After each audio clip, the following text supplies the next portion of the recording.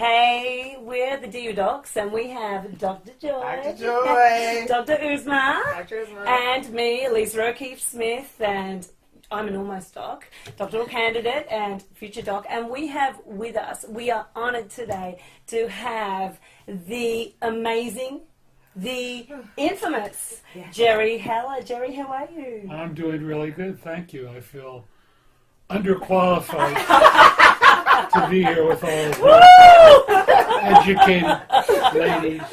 Alonzo kept telling me about a guy that I should meet named Eric Wright.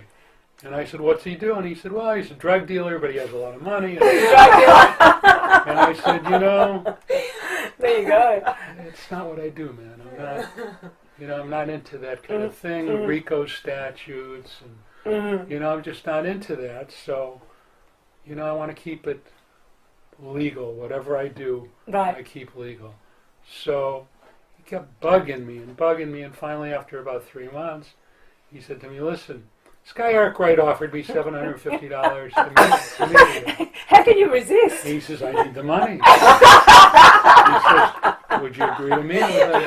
Oh, damn. And I said, okay. I said, February 3rd of 1987. Wow. I'll be at McCullough. It was a Tuesday. Tell him to meet me out front. So I'm waiting out front. It's about 2:30, and this tricked out Suzuki Samurai pulls up, And there you go. And he gets out, man. And this little tiny guy, like 5 feet tall. Wow. And reaches in his sock and pulls out a roll of money and pays Alonzo the $750. Yeah, and that's for you. Well, I thought that was cool, Yeah. Before he said anything, so I said to him, okay, what is it that you want, man? So he said, nothing. He didn't say one word. Oh, my. And in show business, it's all about talking, man. There's no not talking. I got this group, and I got this guy, and I got these girls, and this is my group, and they're going to be the biggest in the world. He said nothing. Not a word. Oh, wow. My goodness. Oh, wow. He hands me a cassette, man. And I play it, and it's Boys in the Hood.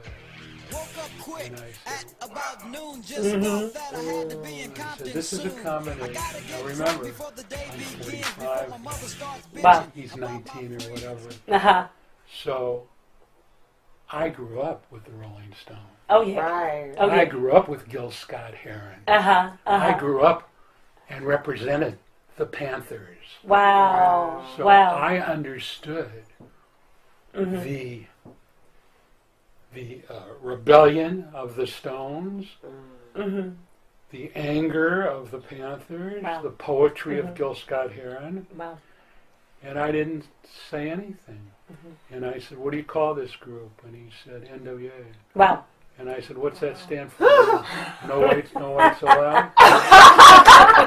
So he started laughing, and he said, not really. Then he played me Straight Outta Compton. There you go. Straight Outta Compton, crazy motherfucker named Ice Cube with a band called Niggas with Attitudes. And I said, you know something, man? This is the heaviest music that I've ever heard. And if me, a middle-class white Jewish guy from Shaker Heights, can relate to this, the rest of white middle-class America, for the first time, are going to understand the problems of our inner cities.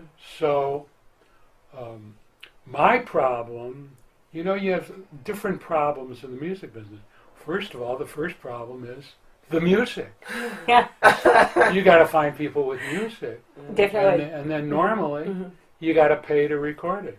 Right. Here's the guy that has the music. There you go. He's taken the single most important element out of the equation for me. Right. Right. Okay? He's made my life easier. There you go. So I said, okay, my problem now becomes a marketing issue. So what am I going to do? So I go to what I felt was the cutting edge of our society. and that's the surfers and skateboarders in Huntington Beach. Yes. So I go down there and spend a couple months down there. And you know what they're listening to? They're listening to Suicidal Tendencies. They're listening to Metallica. Yes. They're listening to a little record that sold 30 million copies called Appetite for Destruction. Ha. And I said, wait a second now. That's right. Anybody that buys Appetite for Destruction buys Straight Outta Compton. But definitely. I said, that's my audience. Mm-hmm. So I got to be friends with them. And if you look at any interview that any of those groups did between 87 and 91, they're wearing Eazy-E hats and Straight Outta Compton t-shirts. And their videos. There you go. They became the idols of all those groups. So that's really how we got Right. started. Wow.